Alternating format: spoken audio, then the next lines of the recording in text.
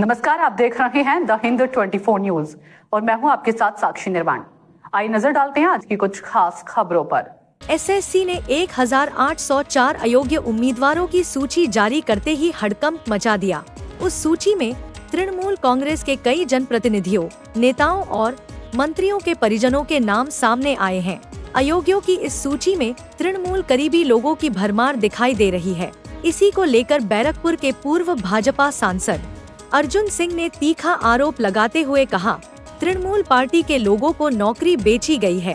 शिक्षा मंत्री ब्रत्य बसु ने दावा किया था कि पार्टी के लड़कों को ही नौकरी मिलेगी और वही सच साबित हुआ। इस भ्रष्टाचार में ब्रत्य बसु ही नहीं बल्कि मुख्यमंत्री के खिलाफ भी एफआईआर दर्ज होनी चाहिए। তৃণমূলের একাধিক নেতা নেত্রী যেরকম সোনারপুরে রয়েছে তৃণমূল কাউন্সিলর রয়েছে, 3 বারের কাউন্সিলর। আবার দেখা যাচ্ছে আমাদের পানিহাটি যিনি বিধায়ক নির্মল ঘোষের পুত্রবধূও রয়েছে। তো তৃণমূলের নেতাদের নাম থাকবে না এটা কি করে ভাবছেন? তৃণমূল তো নিজের লোকগুলো থেকেও পয়সা নিয়ে চাকরি দিয়েছে, যারা দল করে তাদেরকেও টাকা দিতে হয়েছে। অফিসিয়ালি মমতা ব্যানার্জি বয়ান আছে 75% দিতে হবে, 25% তোমরা খাও। তো সেখানে তো কোনো এটা নিয়ে কোনো বেশি চিন্তা করার ব্যাপার নেই। থাকলো নান্টু ঘোষের। নান্টু ঘোষের ইতিহাস আপনারা জানেন। নান্টু ঘোষ বাড়ির পাশে ওয়াগন ব্রেকার হিসাবে তাকে সোদপুরে মানুষ জানত।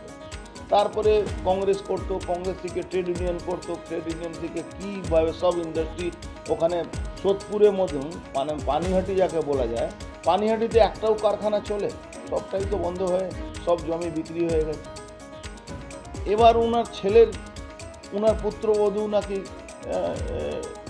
এখানে তার টেম্পটেডের মধ্যে নাম আছে। শুনুন, এরা খুব ভালো করে এসএসসি ধরুন, পৌরসভা ধরুন, সব জায়গায় এরা খুব কায়দা করে ধরুন এক চোর অন্য চোরকে কাজ লাগিয়ে দিচ্ছে, অন্য চোর অন্য চোরকে কাজে লাগিয়ে।